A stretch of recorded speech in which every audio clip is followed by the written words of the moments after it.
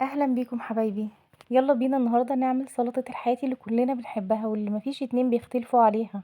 دايما بنلاقيها في كل المطاعم، جنب المشاوي بنلاقيها، جنب الاسماك بنلاقيها.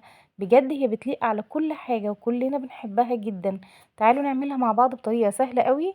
اول حاجة هنحط معلقة صغيرة من التوم المفروم، ما تزوديش توم لان التوم بيخليها لذعة، مع ربع كوباية من الخل، مع عصير ليمونتين كبار، ممكن 3 ليمونات، ممكن تزودي في الليمون براحتك خالص مفيش مشكلة.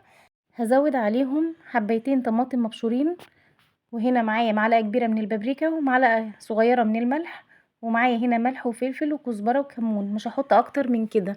هنزل بقى بالمية بتاعتنا واللي هي حوالي كوبايتين كبار من المية، وهنزل عليهم بكوباية من مكعبات التلج. مكعبات التلج هنا بتحافظ على السلطة لوقت طويل قوي، وكمان السلطة هنعتقها فالتلج هيحافظ عليها قوي. في الوقت ده هبتدي انزل بالخضار بتاعنا واللي هو معايا حبايتين من الطماطم هقطعهم كبير، وحباية واحدة من الخيار برضو هقطعها بالشكل اللي انتوا شايفينه ده، وكمان حباية واحدة من البصل هقطعها اهم حاجة تقطيع كبير زي ما بنشوفها بره في المطاعم. ومهم قوي انزل عليهم بحبايتين من الفلفل الحراق، لو مش بتحبي الحراق بلاش خالص استغني عنه، لكن بصراحة السلطة دي اهم حاجة ان هي تكون حراقة.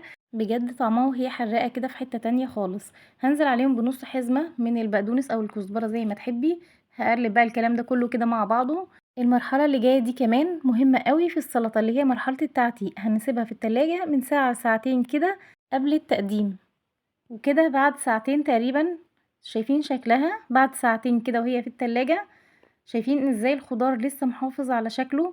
ده علشان حطينا مكعبات التلج اللي احنا حطيناها في الاول، دي هي اللي بتخلي الخضار يحافظ على شكله بالشكل اللي انتوا شايفينه ده، وهتفضل معاكم كمان لتاني يوم بنفس الشكل ده رغم ان احنا حاطين فيها ملح. زي ما احنا عارفين ان الملح بيخلي الخضار يدبل، ودايما يقولك السلطة البلدي لازم تحط الملح في الاخر علشان ما تدبلش او الخضار بتاعها يدبل. شايفين بقى السلطة بتاعتنا طالعة معانا عاملة ازاي؟ وده شكلها بعد ساعتين، ما شاء الله حاجة في منتهى الجمال.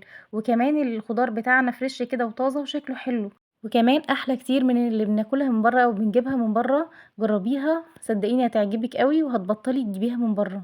لو عجبك الفيديو ياريت ما تنسيش الاشتراك في القناة واللايك والشير عشان يوصلك كل جديد.